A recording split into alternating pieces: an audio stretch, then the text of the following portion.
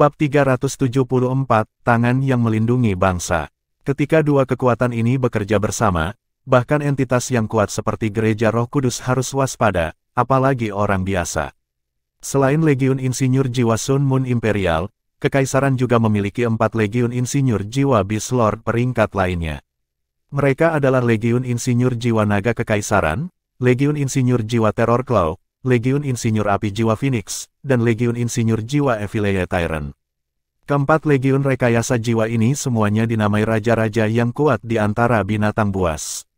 Di antara mereka, Imperial Dragon merujuk pada Heaven Destroying Dragon Purple Brilliant. Ini adalah makhluk jiwa yang kuat tapi punah. Dalam keluarga Kekaisaran Sun Moon Empire, beberapa keturunannya memiliki jiwa bela diri keturunan kuat ini. Salah satu alasan utama Su Tianran dapat naik tahta adalah karena ia mewarisi jiwa bela diri ini, tidak seperti matahari yang dimiliki oleh keturunan keluarga kekaisaran lainnya. Heavenly Purple Brilliant Heaven Destroying Dragon dan The Soul of the Earth Dragon Sect, Ruby Dragons, serupa dalam beberapa aspek, tetapi mereka juga sangat berbeda satu sama lain.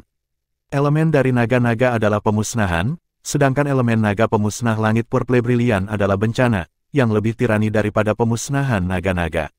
Legenda mengatakan bahwa leluhur Purple Brilliant Heaven Destroying Dragon adalah naga kedua yang menemani Dewa Naga, dan juga dikenal sebagai leluhur naga kedua. Namun, karena terlalu merusak, secara pribadi dihancurkan oleh Dewa Naga. Legion Insinyur Jiwa Terror Claw secara alami dinamai beruang Dark Golden Terror Claw. Binatang buas yang menakutkan ini legendaris di semua negara. Fire Phoenix Soul Engineer Legion mengambil namanya dari Fire Phoenix yang mistis. Itu hanya merekrut insinyur jiwa perempuan, dan pemimpinnya saat ini adalah permaisuri Kekaisaran Sun Moon, Juzi. Legiun terakhir, Legiun Insinyur Jiwa Evil Tyrant, dinamai menurut satu-satunya dari 10 binatang buas besar yang hidup di perbatasan Sun Moon Empire, Evil Tyrant King. Binatang ini berada di peringkat kedua di antara 10 besar binatang buas besar dan terkenal di seluruh benua Sun Moon. Itu telah menyembunyikan dirinya sendiri dan tidak ada yang tahu apakah itu hidup atau mati. Namun, karena Kekaisaran Sun Moon memutuskan untuk menamai seluruh pasukan setelahnya karena keganasannya, orang bisa tahu betapa menakutkannya itu. Ada legenda seputar Evil Tyrant King. Ketika benua Sun Moon pertama kali menabrak benua Douluo, Evil Tyrant King suatu kali pergi ke Great Stardew Forest untuk menemukan Beast God di Tian. Tidak ada yang tahu apa yang terjadi antara Evil Tyrant King dan Beast God, tetapi ketika yang pertama kembali ke Kekaisaran Sun Moon, itu lenyap tanpa jejak. Di Tian masih Dewa Beast dan masih peringkat pertama di antara 10 binatang buas besar. Namun, setelah pertempuran itu, Evil Tyrant King mampu mundur secara utuh dari Great Stardew Forest, menetapkan judulnya sebagai binatang paling kuat kedua di antara 10 makhluk hantu besar. Keempat Legiun Insinyur Jiwa masing-masing memiliki spesialisasi mereka. Sebagai contoh, Fire Phoenix Soul Engineer Legion semuanya perempuan. Legiun Insinyur Jiwa Terror Claw dipenuhi dengan orang-orang penggemar, Legiun Insinyur Jiwa Naga Kekaisaran adalah yang terbaik dalam pertempuran, dan Legiun Insinyur Jiwa Evil Tyrant mengkhususkan diri dalam kecepatan. Untuk bergabung dengan mereka, kekuatan jiwa seseorang harus setidaknya peringkat 40, yang setara dengan leluhur jiwa. Setiap pasukan insinyur jiwa peringkat Beast Lord memiliki 300 anggota. Selain Juzi, yang memimpin Fire Phoenix Soul Engineer Legion, komandan legion lainnya semuanya adalah insinyur jiwa kelas 9. Wakil komandan legion dari Fire Phoenix Soul Engineer Legion juga seorang insinyur jiwa kelas 9. Bersama dengan Sun Moon Imperial Soul Engineer Legion, mereka secara kolektif dikenal sebagai tangan yang melindungi bangsa. Mereka adalah 5 pilar yang mendukung Kekaisaran Sun Moon. Selain dari 5 Legiun Insinyur Jiwa ini, Legiun Insinyur Jiwa lainnya memiliki persyaratan masuk yang lebih rendah. Mereka masing-masing terdiri dari 500 orang, dan selama seseorang memiliki lebih dari 2 cincin jiwa, seseorang dapat bergabung. Saat ini, ada 6 Legiun ini, berjumlah 3.000 orang, semuanya ditempatkan di lokasi yang berbeda. Selain mereka, pasukan regional utama dari Kekaisaran Sun Moon masing-masing merekrut Legiun Insinyur Jiwa juga. Namun, organisasi mereka tidak standar, dan bahkan keluarga Kekaisaran tidak bisa mengendalikan mereka semua. Banyak dari mereka milik bangsawan, seperti yang pemberontak Huo Yuhao dan yang lainnya telah bertemu sebelumnya. Di medan perang, Bahkan satu legiun insinyur tingkat rendah lebih kuat daripada pasukan kavaleri 10.000 orang. Mereka sangat destruktif, dan karena jumlahnya sedikit, mereka dapat menggunakan alat jiwa mereka dengan sangat fleksibel. Biasanya, satu legiun insinyur jiwa bisa memutuskan hasil pertempuran. 5 legiun insinyur jiwa besar juga bisa berubah menjadi insinyur jiwa udara. Pelatihan bertahun-tahun mereka memungkinkan mereka untuk bekerja bersama dengan lancar, dan moral mereka kuat. Diperintahkan oleh insinyur jiwa teratas, mereka akan menjadi tulang punggung penaklukan Kekaisaran Sun Moon di masa depan. Di sekitar Sunrise City, yang tampak biasa dan biasa saja, Kekaisaran Sun Moon telah menempatkan 2 dari 6 legiun insinyur jiwa, yang masing-masing terdiri dari 500 orang. Ini adalah bukti pentingnya kota Sunrise bagi Kekaisaran Bulan Matahari. Selanjutnya, ini hanya pertahanan kota luarnya.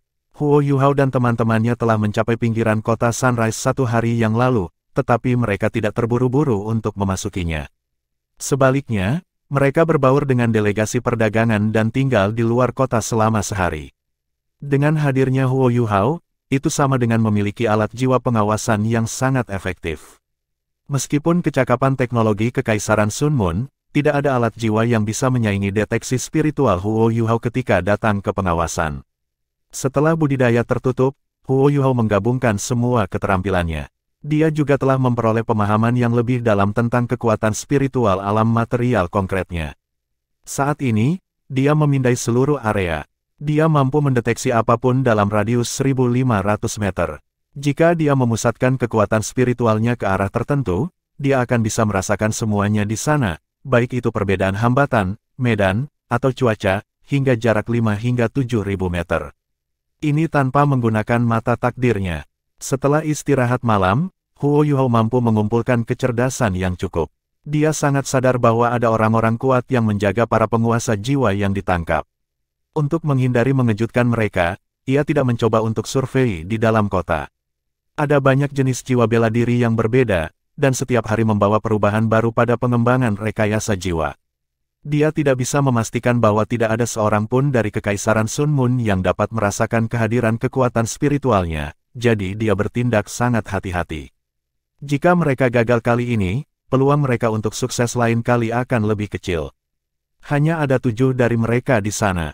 Tidak mungkin menang hanya dengan kekuatan kasar saja. Oleh karena itu, mereka harus bergantung pada kesempatan yang diciptakan Akademi Shrek untuk mereka, serta akalnya sendiri. Setelah deteksi semalam, Huo Yuhao menemukan bahwa 2 legiun insinyur jiwa dari 500 orang dibagi menjadi 10 kelompok. Ini ditempatkan di berbagai lokasi di luar Sunrise City. Sunrise City dikelilingi oleh dataran terbuka. 1000 insinyur jiwa telah mengambil posisi di dataran. Meriam jiwa, yang lemah secara individu, dikerahkan dalam jumlah besar di sekitar kota. Ada juga beberapa alat jiwa tingkat tinggi di dekatnya. Orang bisa mengatakan bahwa Sunrise City, dalam keadaan saat ini, mirip dengan kota yang terancam kematian. Jika pasukan insinyur jiwa berharap, mereka bisa meratakan kota dalam waktu yang sangat singkat. Tapi mereka bukan yang bermasalah. Itu adalah banyak alat pengintai di tembok kota Sunrise. Setelah satu pemindaian, Huo Yuhao menemukan bahwa mereka terdiri dari detektor jiwa semua medan jarak jauh, detektor termal jarak pendek, detektor jiwa udara jarak menengah, memicu alat jiwa tipe penargetan, dan sejumlah besar jiwa pengintai ketinggian tinggi alat. Orang bisa mengatakan bahwa bahkan jika seekor lalat terbang dari Sunrise City, para insinyur jiwa yang bertanggung jawab atas alat-alat jiwa pengintai ini akan dapat mendeteksinya.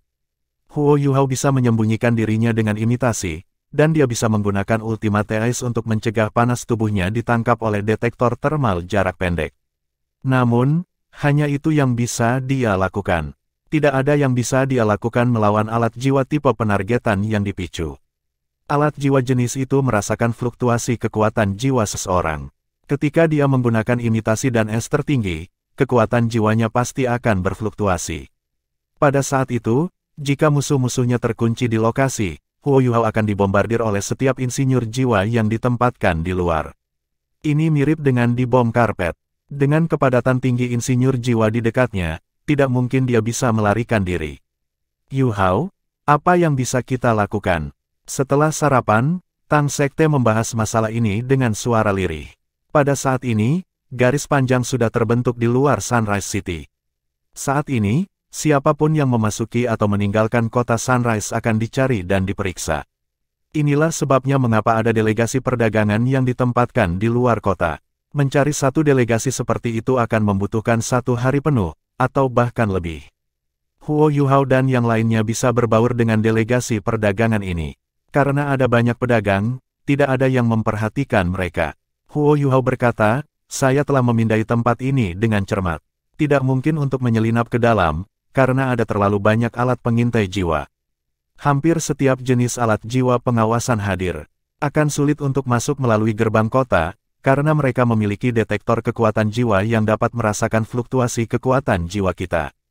Mereka kemudian dapat menentukan kekuatan kita berdasarkan fluktuasi kekuatan jiwa kita. Petik 2. Susanshi mengerutkan kening dan berkata, sudah beberapa bulan, namun mereka masih sangat waspada. Kita bahkan tidak bisa memasuki kota seperti ini. Bagaimana kita bisa menyelamatkan mereka? Selanjutnya, mereka menangkap lebih dari 600 orang. Bahkan jika kita masuk, bisakah kita menyelamatkan semuanya? Melarikan diri akan sulit juga, dengan begitu banyak insinyur jiwa baik di dalam maupun di sekitar kota. Bisakah kita melarikan diri? Petik 2. Huo Yuhao berkata, memang sulit, tetapi masih ada peluang. Kita perlu bereaksi sesuai itu. Petik 2. Kami akan pergi dengan pedang melambai, kata Ji Juechen dengan dingin. Susanshi melambai padanya dan berkata, sampai jumpa. Ji Juechen meliriknya, tetapi tidak bergerak. Dia adalah seorang fanatik pedang, bukan orang bodoh. Nan Qiuqiu adalah yang paling cemas saat ini. Dia tahu bahwa ibunya dipenjara di dalam kota, tetapi dia tidak bisa masuk untuk menyelamatkannya. Dibutuhkan keajaiban untuk menenangkannya. Saat ini, dia seperti semut di wajan. Jika bukan karena penghiburan Ye Guyi, dia mungkin benar-benar mencoba untuk berjuang di dalam. Susanshi memandang Huo Yuhao, yang sedang berpikir keras, dan berkata, Yuhao, kamu punya rencana, kan? Huo Yuhao berkata, tidak ada kesempatan, jadi kita harus membuat peluang. Akademi telah menyerang, tetapi berita belum mencapai kota ini. Kekaisaran Jiwa Surgawi dan Kekaisaran Luo Bintang akan merespons sesuai. Istana akan mengetahui hal ini sesegera mungkin. Dengan situasi tegang di perbatasan, Kekaisaran Sun Moon memiliki beberapa pilihan. Pertama, mereka dapat membawa tahanan di sini ke garis depan sebagai sandera. Kedua, jika mereka kejam, mereka akan langsung membunuh mereka.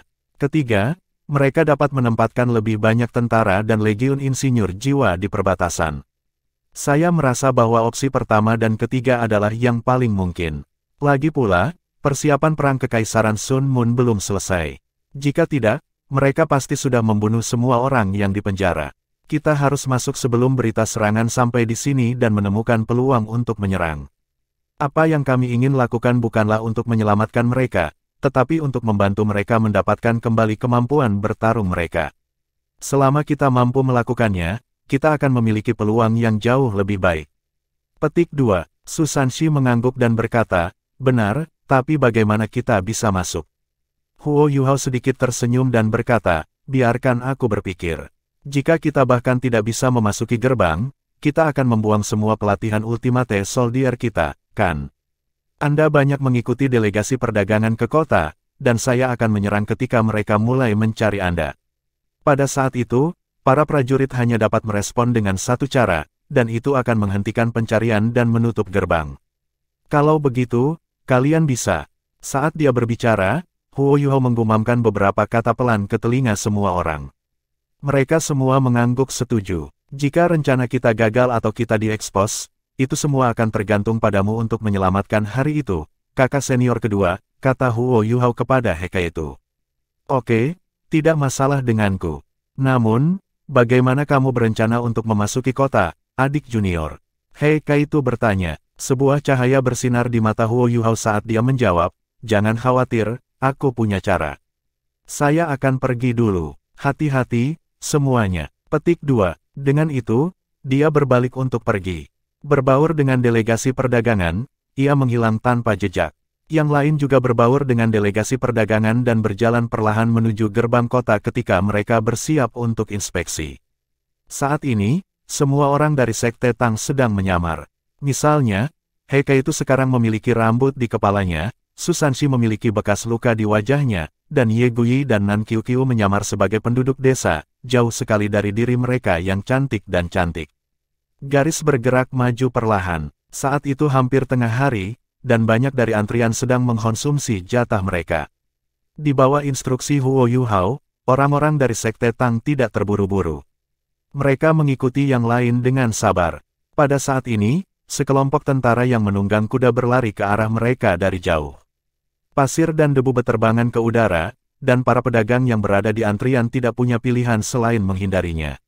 Itu adalah adegan kacau. Susanshi dan Hekaitu bertukar pandang. Mereka berdua memiliki pikiran yang sama. Mungkin berita dari perbatasan akhirnya mencapai mereka. Namun, apa dampaknya? Ini tergantung pada jumlah tekanan yang diberikan Penatua Xuan di perbatasan. Setelah 2 jam lagi, akhirnya giliran Tang Sekte. Di antara mereka berenam, Ye Guyi dan Nan Qiuqiu berdiri di depan. Pada saat ini, kedua wanita itu berpakaian seolah-olah mereka datang dari pedesaan. Gaun Nan Qiuqiu berwarna abu-abu dan sangat polos. Wajahnya yang jernih dipenuhi bintik-bintik, dan dia terlihat sangat menyedihkan dan bergerak. Ye Guyi sedikit lebih tinggi darinya, tapi Huo Yuhao membuatnya terlihat menyedihkan juga. Kedua wanita itu berjalan berdampingan. Pakaian sederhana mereka yang tampak pedesaan dan sikap mereka yang menyedihkan melengkapi penampilan mereka secara keseluruhan. Kalian berdua, datang ke sini, kata seorang prajurit yang ditempatkan di luar gerbang, melambai pada mereka. Nan Qiuqiu dan Ye Guyi masing-masing memiliki keranjang. Ketika mereka mendengar kata-katanya, mereka segera berjalan. Pada saat itu, mereka berdua merasa gugup. Para prajurit tidak ada apa-apanya, tetapi ada begitu banyak alat pengintai jiwa di sekitar mereka, dan 2 legiun insinyur jiwa di luar kota. Ini terlalu banyak ancaman bagi mereka. Nan Qiuqiu bersumpah dalam hatinya, di mana bajingan itu Huo Yuhao. Sekarang giliran kita. Petik 2. Ada detektor kekuatan jiwa besar di gerbang. Dengan hanya 1 pemindaian, itu akan mendeteksi keberadaan dan fluktuasi kekuatan jiwa seseorang. Saudaraku, apakah ini akan menyakiti kita?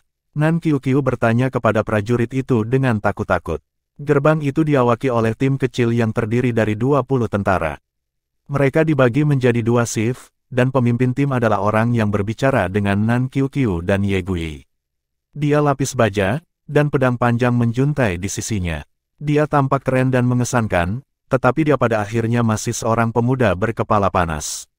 Pada usianya, ia secara alami dituntut hormon. Ketika dia melihat Nan Qiuqiu yang cantik, ekspresinya yang keras melunak. Tidak apa-apa, Anda hanya akan dipindai oleh detektor kekuatan jiwa. Sama sekali tidak akan menyakitimu.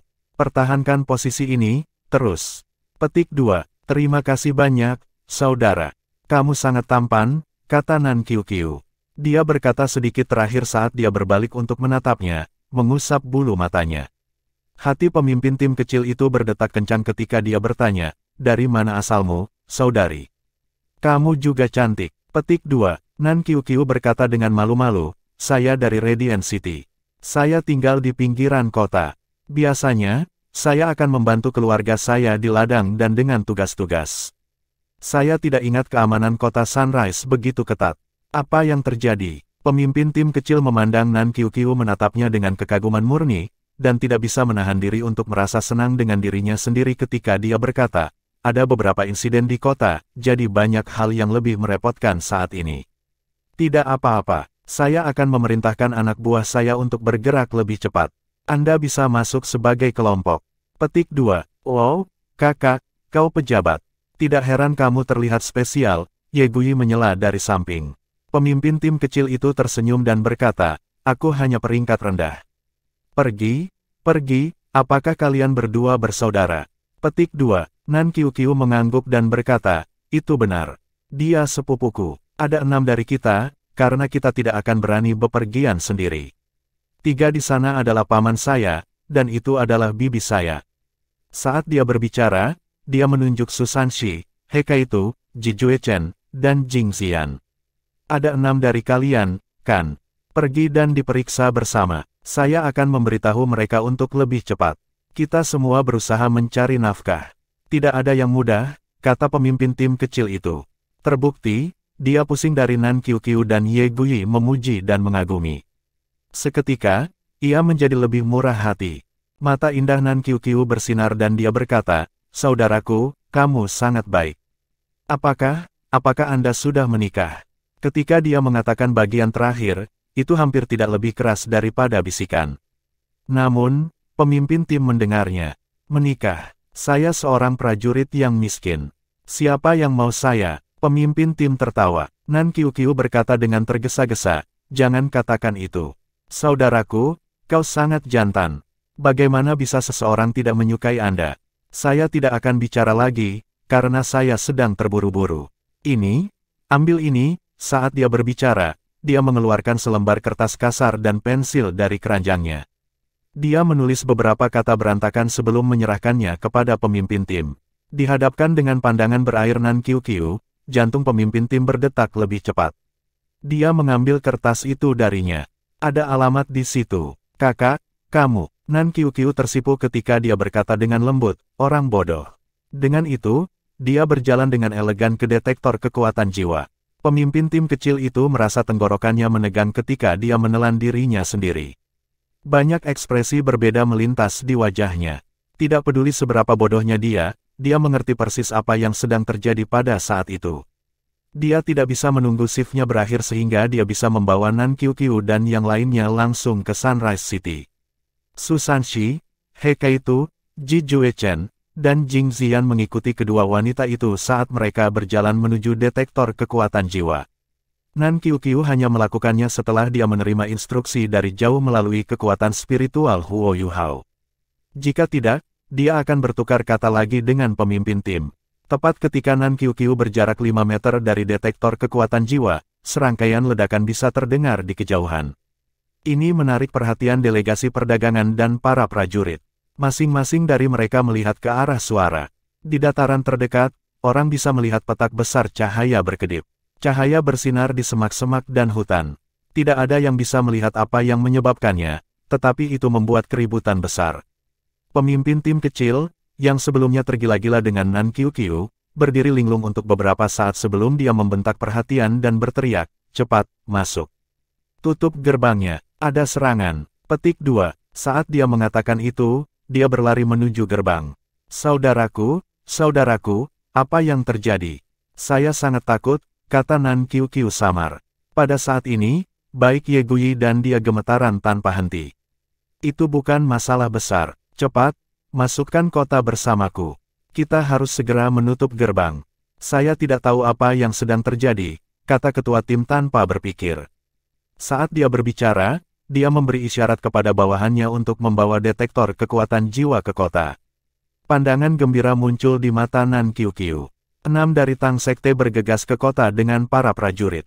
Ketika gerbang ditutup, Su Sanxi, He Keitu, Ji Juechen, dan Jing Ziyan dengan cepat menyelinap pergi ke kota. Nan Qiuqiu dan Ye Guyi, bagaimanapun, tidak terburu-buru untuk pergi. "Itu sangat menakutkan. Saudaraku, apakah kita masih perlu digeledah?" Nan Qiuqiu berteriak kepada pemimpin tim kecil, yang wajahnya muram saat dia bersiap untuk naik tembok kota. Pemimpin tim melambai padanya dan berkata, "Masuk kota, cepat. Kita akan punya waktu untuk itu nanti." Ketika dia mengatakan itu, dia melambaikan selembar kertas kasar yang dia pegang di tangannya. Nan Qiuqiu tersenyum dan mengibaskan bulu matanya padanya sekali lagi. Saat itulah dia memasuki kota dengan Ye Guyi. Pada saat ini, tidak peduli seberapa mabuk pemimpin tim itu, ia tidak berani meninggalkan jabatannya. Keenam dari mereka dari Sekte Tang bisa memasuki kota begitu saja tanpa harus diperiksa. Mereka dengan cepat dikelompokkan kembali. Su Sanxi memberi jempol pada Nan Qiuqiu saat dia berkata, "Qiuqiu, kamu sangat baik. Saya tidak tahu Anda adalah aktor yang baik. Dia bukan satu-satunya yang jatuh cinta padanya. Bahkan aku jatuh cinta padamu." "Haha," Nan Qiuqiu berkata dengan tidak ramah, "Ampuni aku omong kosongmu, kalau tidak aku akan mengeluh tentang Anda kepada Suster Nanan. Kata-kata Anda benar-benar manis. Kami masuk bukan karena kemampuan akting saya, tetapi lebih karena penilaian karakter Huo Yuhao yang akurat." Petik 2. Ye Guyi mengangguk dan berkata, "Qiuqiu benar. Meskipun rencananya terdengar berbahaya, itu sebenarnya cukup bebas risiko." Petik 2. He Keitu berkata, "Kami tidak perlu menunggu apapun dalam 2 bulan terakhir. Seandainya kami meningkatkan upaya penyelamatan kami segera setelah mereka mengunci para tahanan, keamanan akan jauh lebih ketat, dan kami tidak akan diberi kesempatan seperti itu. Ayo pergi dan cari tempat istirahat. Kami akan menunggu Yu Hao masuk. Petik 2. Tanda pisah tanda pisah tanda pisah tanda pisah tanda hubung. Di luar kota, serangkaian ledakan secara alami disebabkan oleh Huo Yu Hao. Sedangkan untuk dirinya sendiri, dia telah lolos dari tempat kejadian ledakan sejak lama. Asal-usul ledakan ini adalah gerbang infernal. Huo Yu Hao tidak akan menggunakan necromancy di depan teman-temannya, terutama di depan Ye Guyi dan malaikat sucinya. Namun, ini tidak berarti bahwa dia tidak akan menggunakannya. Pelatihannya yang tertutup selama beberapa bulan terakhir telah sangat bermanfaat baginya.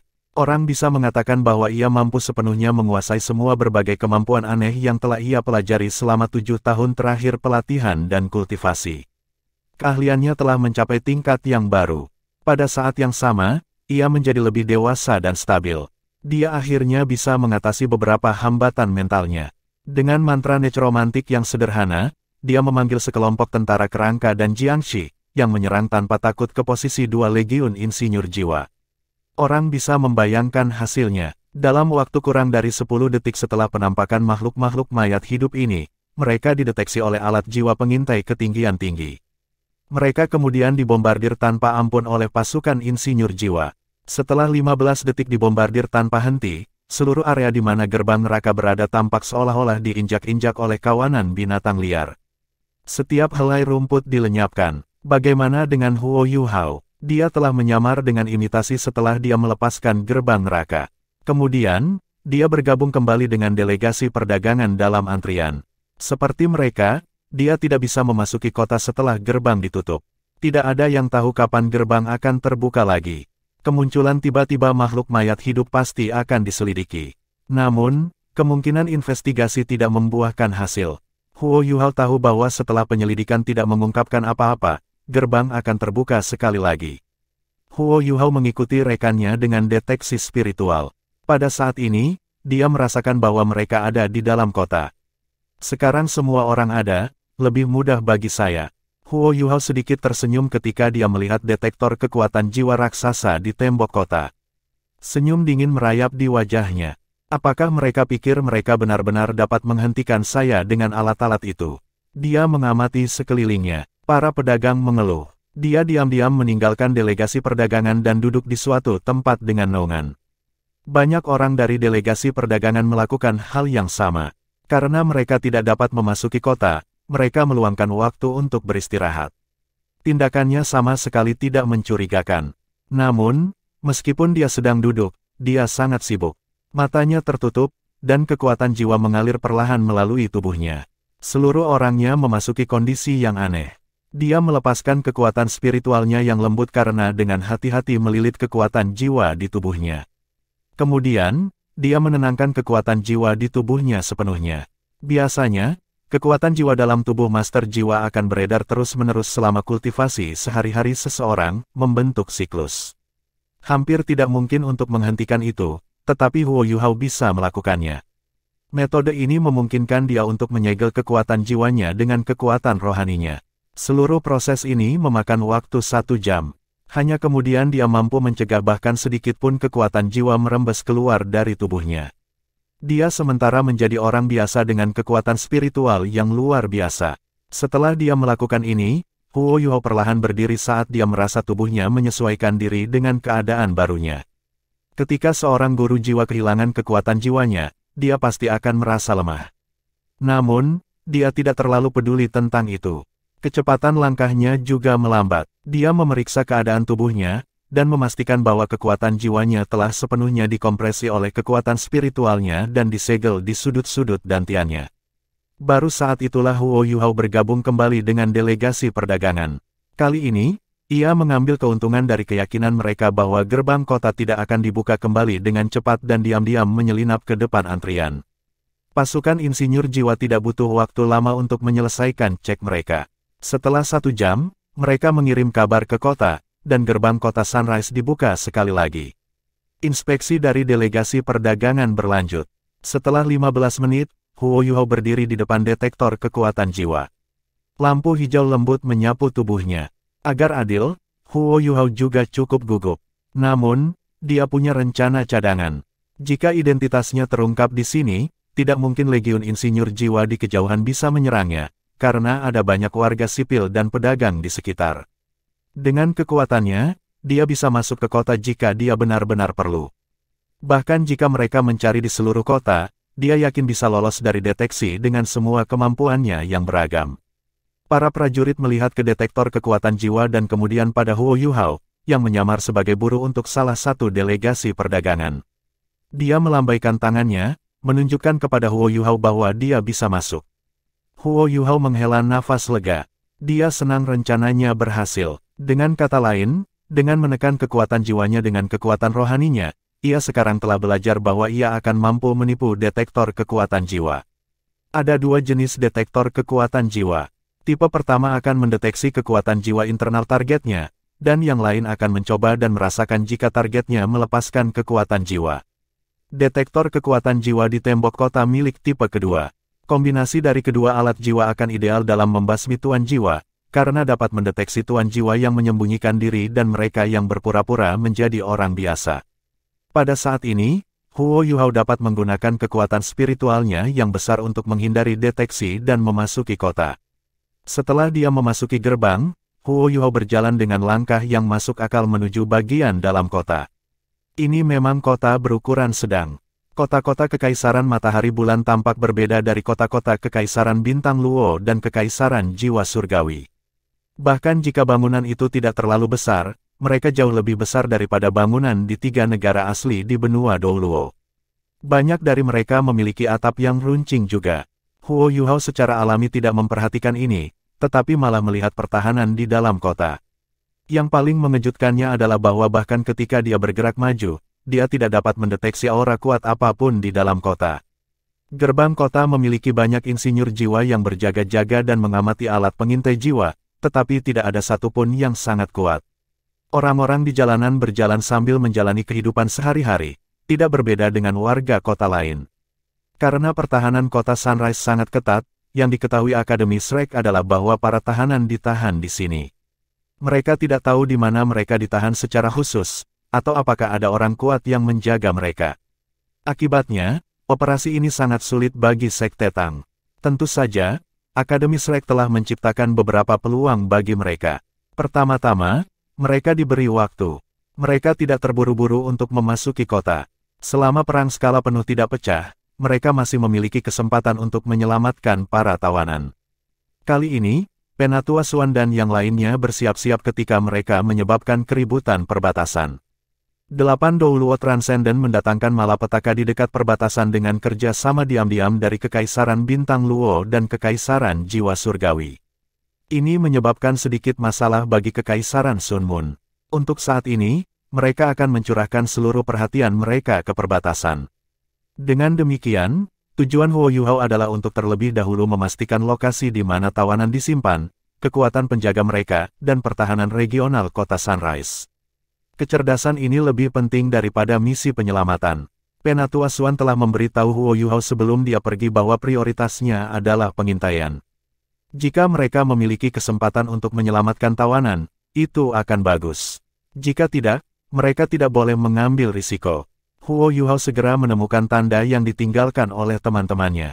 Namun, dia tidak terburu-buru menemui mereka, tetapi malah berjalan santai di Sunrise City. Dia berpakaian seperti buruh. Sementara dia tinggi untuk usianya, pakaiannya kasar. Wajah dan gaya rambutnya biasa-biasa saja, dan tidak ada yang akan memperhatikannya. Saat Huo Yuhao berjalan, dia perlahan melepaskan penindasan yang kekuatan spiritualnya berikan pada kekuatan jiwanya. Bagaimana mungkin mudah untuk menyegel kekuatan jiwa seseorang dengan kekuatan spiritual seseorang? Perasaan kehilangan kekuasaan itu mengerikan. Melepaskan segel juga menyusahkan. Dia tidak bisa melepaskan semua kekuatan jiwanya yang terkompresi sekaligus. Jika dia membiarkannya meledak, lorong-lorongnya akan sangat terpengaruh oleh ledakan yang tiba-tiba. Yang bisa dia lakukan adalah perlahan-lahan melepaskan segel, membiarkan kekuatan jiwanya meresap perlahan, dan beredar di seluruh tubuhnya sekali lagi. Huo Yuhao tidak terburu-buru. Saat dia berjalan, dia mengamati sekelilingnya. Dengan kekuatan spiritualnya, ia dapat melihat detail yang kebanyakan orang awam bahkan tidak bisa tanpa menggunakan deteksi spiritual. Dia menghafal area yang dia lalui sehingga operasi selanjutnya akan lebih mudah. Dia berjalan selama 2 jam, dan langit mulai redup. Pada saat itu, ia telah melepaskan semua kekuatan jiwanya dan kembali pada masa jayanya. Bab 375, Sunrise City. Mereka yang telah membeli peta Sunrise City tidak tahu bahwa kerajaan Sun Moon telah membuat jebakan. Itu perlu untuk melanjutkan dengan hati-hati. Berdasarkan inderanya sendiri dan pengamatan aliran orang-orang di sekitarnya, Huo Yuhao percaya bahwa ia telah memasuki wilayah tengah kota Sunrise. Dia berhenti melestarikan kekuatan spiritualnya ketika dia mencapai wilayah ini. Dia mengaktifkan deteksi spiritual dan memfokuskan kekuatan spiritualnya untuk memindai ke arah tertentu. Dimanapun kekuatan rohaninya berlalu, semua yang disurvei disajikan dalam benaknya sebagai konstruksi 3 dimensi. Karena ada banyak bangunan di kota yang menghalangi pendeteksiannya, dia tidak bisa mendeteksi sejauh yang dia bisa di daerah yang berantakan. Namun, temuan yang ia peroleh cukup baginya. Dia mulai berpikir, laut rohaninya bergelombang luar biasa. Dia perlahan berbalik dan dengan cepat memindai ke satu arah. Sunrise City hanya membentang sedikit lebih dari 20 km. Dengan kekuatan spiritual Huo Yuhao dan Eye of Destiny, dia hampir bisa memindai seluruh kota jika dia berdiri di tengah-tengahnya. Hanya saja dia tidak bisa benar-benar melakukan ini, karena itu akan terlalu berbahaya. Eye of Destiny-nya terlalu menarik perhatian. Bahkan ketika dia mengamati sekelilingnya, dia melestarikan sebagian dari kekuatan rohaninya. Meskipun kemampuannya searah, ia membatasi jarak deteksi ke radius 2 km. Dengan cara itu, dia masih bisa menangkap semua yang ada di dalam wilayah inti kota Sunrise. Bahkan Titoul Douluo tidak bisa melakukan hal seperti ini. Tidak ada alat pengintai jiwa yang bisa melakukan inspeksi menyeluruh seperti itu. Setelah Huo Yuhao menyelesaikan gilirannya, ada ekspresi terkejut di matanya. Namun, dia segera kembali normal, dan berjalan ke arah tanda yang ditinggalkan oleh rekan satu timnya. Sekte Tang telah memutuskan untuk memasang di hotel berukuran sedang. Sebelum mereka berangkat, mereka sudah mengenakan penyamaran. Tentu saja, hotel tempat mereka menginap secara alami tidak berada di alamat yang Nan Qiuqiu tinggalkan untuk pemimpin tim kecil itu. Su Sanxi sedang duduk di aula utama hotel, minum bir murah sambil menunggu Huo Yuhao. Setelah melihatnya memasuki hotel, ia segera melambaikan tangan Yuhao. Huo Yuhao berjalan ke sisi Su Sanxi dan duduk. Dia juga memesan 1 liter bir. Apa yang membuatmu begitu lama? Apakah kamu baik-baik saja? Huo Yuhao tersenyum dan menjawab, saya baik-baik saja. Apakah semua orang sudah tenang? Petik 2. Su Sanxi mengangguk. Semuanya baik-baik saja. Sudahkah mereka mengungkapkan sesuatu? Petik 2. Huo Yuhao menjawab, beberapa hal. Saya belum menemukan di mana mereka menyimpan sandera. Namun, ada beberapa alat jiwa kelas tinggi yang dipasang di pusat kota. Mayoritas dari mereka adalah alat jiwa yang diam.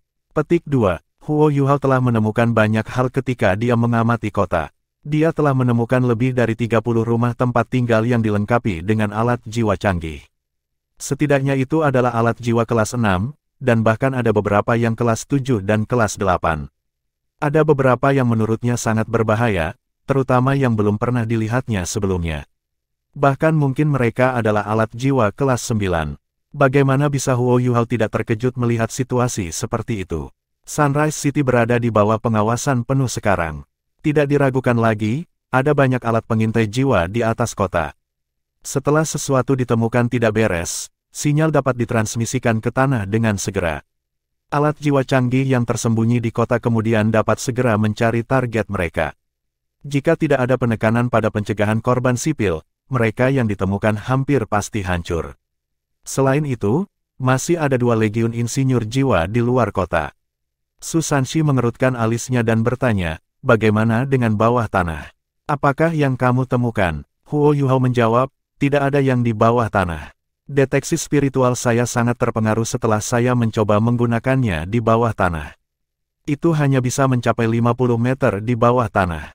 Bahkan jika saya menggunakan Eye of Destiny saya, itu hanya dapat meningkatkan jangkauan hingga 100 meter.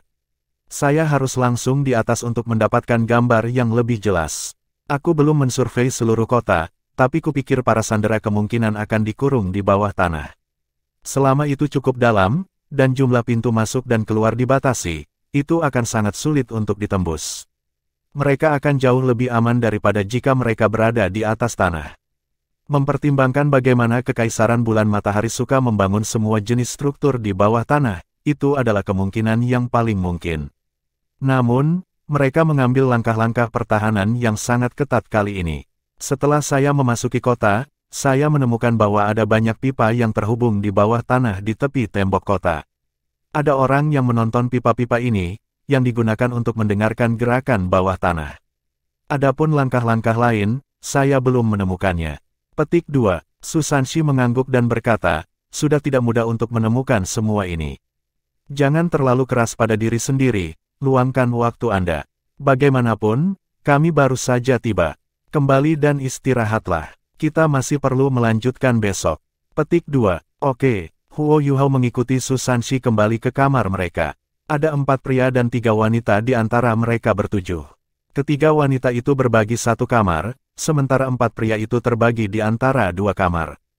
Huo Yuhao tinggal bersama Ji Juechen, karena Hekaitu dan Susanshi tidak mau tinggal bersamanya. Kakak Ji. Setelah dia masuk, Huo Yuhao segera melihat Ji Juechen duduk di tempat tidur. Dia terdengar sangat kesal pada saat ini. Saat dia masuk, niat pedang tajam dengan cepat menyambutnya. Ruangan itu remang-remang, tetapi 2 baut listrik segera menyala ketika Ji Juechen membuka matanya. Namun, niat pedangnya seperti es di hadapan air mendidih, itu segera dihilangkan. Lebih jauh lagi, itu bahkan tidak menyebabkan Huo Yuhao masalah. Ji Juechen tertegun. Aku tidak menyadari kamu sudah sangat kuat. Seperti apa kultivasi Anda sekarang? Petik 2. Huo Yuhao tersenyum sedikit dan menjawab, kamu sepertinya hanya mengatakan kata-kata itu ketika kamu khawatir tentang kemampuan lawanmu. Kapan kita bisa mulai bertarung? Huo Yuhao memutar bibirnya dan berkata, itu tidak akan segera. Musuh yang kita hadapi sangat kuat. Kami dikirim selama waktu ini karena guru jiwa yang kuat dari akademi tentu diawasi. Sekte Tang kurang dari target. Selain itu, Kekaisaran Sun Moon tidak akan mengharapkan orang-orang dari kultivasi kami untuk menyelamatkan para sandera. Kami hanya akan bergerak setelah mengetahui situasi di Sunrise City. Namun, lebih penting untuk mengakali musuh kita. Petik 2. Oke, Ji Juechen mengakui kata-katanya sebelum menutup matanya dan bermeditasi lagi. Huo Yuhao sedikit kesal saat dia menggelengkan kepalanya. Dia merasa bahwa kata-katanya jatuh di telinga tuli. Dia juga tidak makan di hotel. Setelah makan jatah kering, dia duduk bersila di tempat tidur di seberang Ji Juechen. Dia tidak memasuki kondisi meditasi yang dalam. Saat ini, dia sedang menghancurkan otaknya. Setelah pengamatannya hari ini, tampaknya hipotesisnya tentang pengaturan alat jiwa dan legiun insinyur jiwa cukup akurat. Kota itu tertutup baik di dalam maupun di luar, dan ada alat jiwa berbasis darat dan udara. Seluruh kota tertutup. Namun, Huo Yuhao masih merasa bahwa ini bukan kekuatan penuh di Sunrise City. Kota itu tampaknya sangat kuat, dan mereka bahkan memiliki alat jiwa kelas 9 untuk menahan benteng. Namun, dapatkah mereka benar-benar menahan 3 kerajaan lainnya di benua itu dengan 2 legiun insinyur jiwa? Jika ketiga kekaisaran mempertaruhkan segalanya, mereka bisa memobilisasi lebih dari 50 judul Douluo. Dengan kekuatan seperti itu, tidak mungkin legiun insinyur jiwa Kekaisaran Sun Moon bisa melawan mereka. Tidak ada seorang pun dari Gereja Roh Kudus di sini. Tidak mungkin, mereka harus terlibat. Huo Yuhao mengerti Tuan Roh Jahat sekarang. Metode kultivasi Master Roh Jahat berbeda.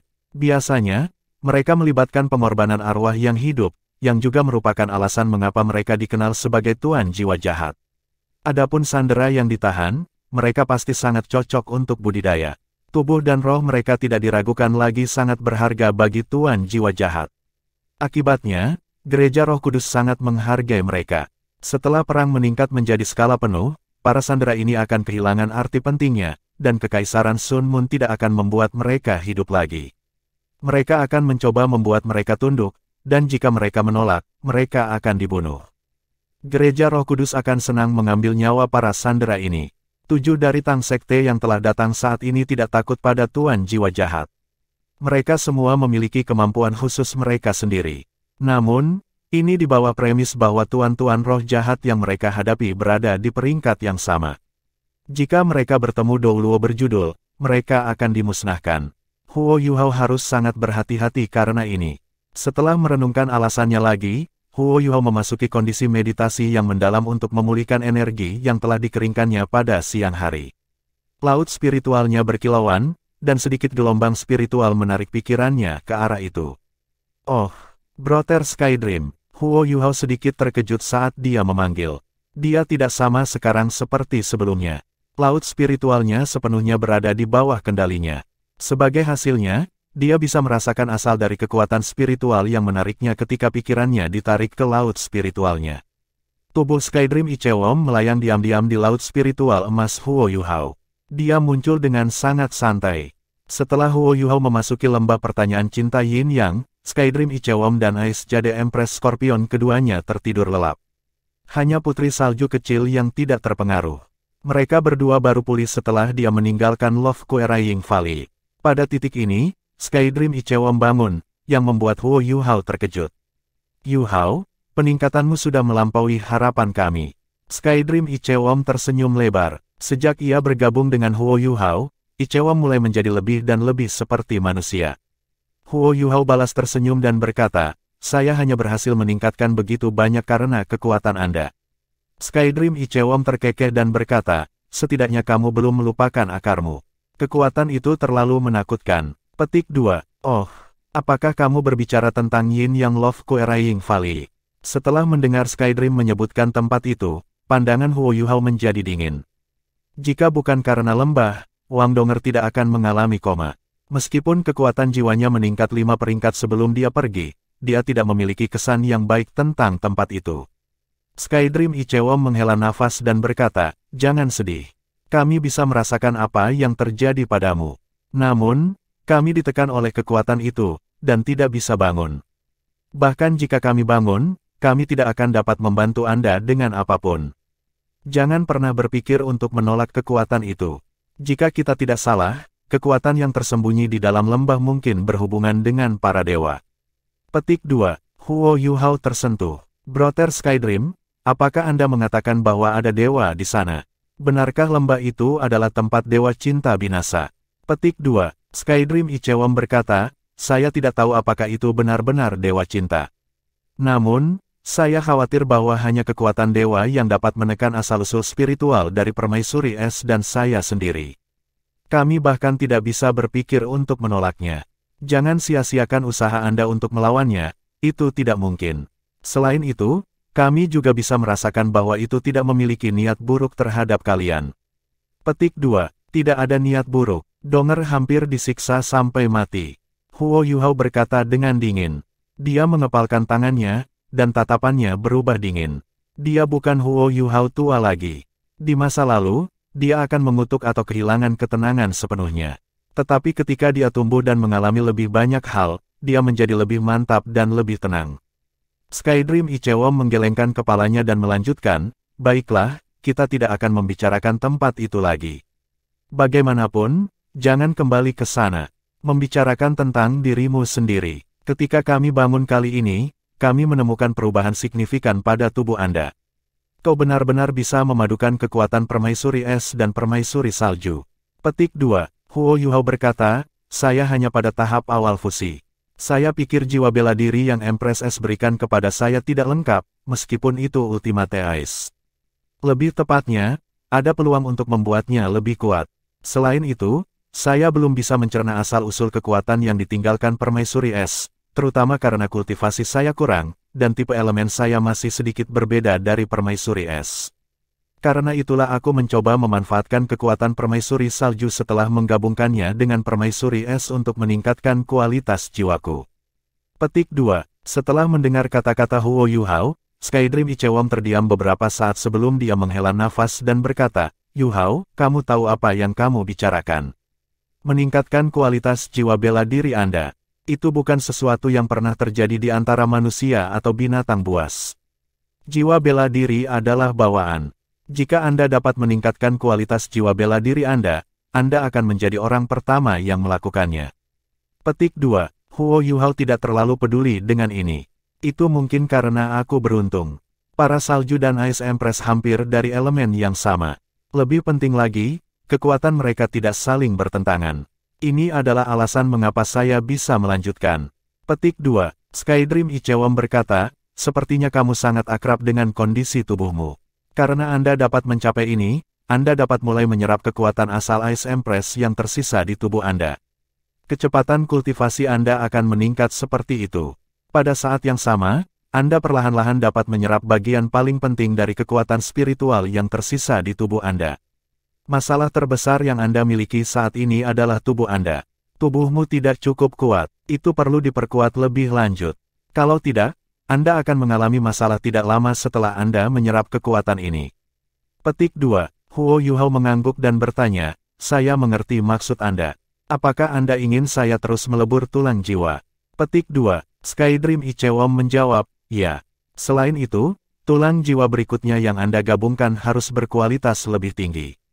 Tulang jiwa yang Anda miliki sekarang adalah kerangka Ice Empress, Ice Arm Scorpion Left Arm Bone, dan tulang kaki kiri yang memungkinkan untuk teleportasi instan. Jujur saja, hanya kerangka Ice Empress yang mampu sedikit meningkatkan kekuatan fisikmu.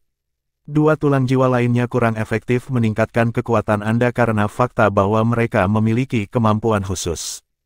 Akibatnya, tengkorak, lengan kanan dan tulang kaki kanan yang akan Anda fusikan selanjutnya harus difokuskan pada peningkatan kekuatan fisik Anda. Dengan cara ini, Anda bisa lebih baik menyatu dengan kekuatan Ice Empress. Sedangkan untuk permaisuri salju, kekuatan asal yang dia tinggalkan akan menjadi entitas mandiri sendiri, dan tidak akan diserap olehmu, karena dia telah menjadi rohmu. Namun, itu akan terus berkontribusi pada pertumbuhan fisik Anda. Saya percaya Anda bisa merasakan ini juga. Petik 2. Huo Yuhao menjawab, baiklah, saya akan mencoba menemukan tulang jiwa yang cocok secepat mungkin. Namun, tulang jiwa terlalu penting bagi tuan jiwa. Di mata tuan jiwa manapun, tulang jiwa adalah harta yang mutlak. Tidak mudah untuk mendapatkannya. Selain itu, saya membutuhkan kualitas yang cukup baik. Saya hanya bisa mencari mereka secara perlahan. Lagi pula, tubuhku belum menjadi masalah yang mencolok. Setelah bergabung dengan kekuatan kehidupan yang sangat besar dari Life Gold, kondisi fisik saya saat ini dapat membantu saya bertahan sampai saya mendapatkan 8 cincin. Kekuatan jiwa dari Ultimate Ice-ku juga tidak akan menguras tubuhku. Setelah saya mendapatkan 8 cincin, saya harus memperkuat tubuh saya. Di sisi lain, saya mulai mengembangkan beberapa masalah dalam hal kekuatan spiritual saya. Setelah kultivasi tertutup ini, saya dapat merasakan bahwa kekuatan spiritual saya tampaknya telah meningkat. Selain itu, peningkatan ini dalam hal kualitas. Namun, saya merasa bahwa laut spiritual saya tidak dapat menangani peningkatan ini lagi. Setelah keluar dari kultivasi pintu tertutup, saya takut mengembangkan kekuatan spiritual saya lebih jauh. Apakah ada cara saya bisa menyelesaikan masalah ini?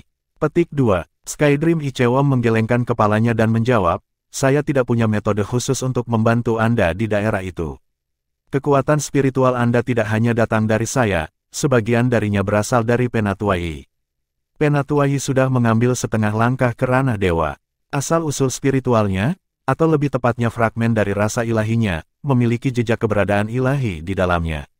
Setelah Anda melebur dengan mereka sepenuhnya, kekuatan spiritual Anda akan dapat meningkat lebih cepat lagi, sampai Anda mencapai dunia konkret imaterial. Namun, otakmu akan mulai mengalami masalah jika kekuatan spiritualmu menjadi terlalu kuat. Ini masih saran yang sama, dapatkan tulang jiwa, terutama tengkorak. Itu harus berkualitas baik juga. Pilihan terbaik adalah tengkorak binatang jiwa berumur 100.000 tahun. Masalah Anda akan terpecahkan jika itu kompatibel. Jika kekuatan spiritual Anda dapat naik ke tingkat lain, itu akan mencapai tingkat saya ketika Anda pertama kali bertemu saya.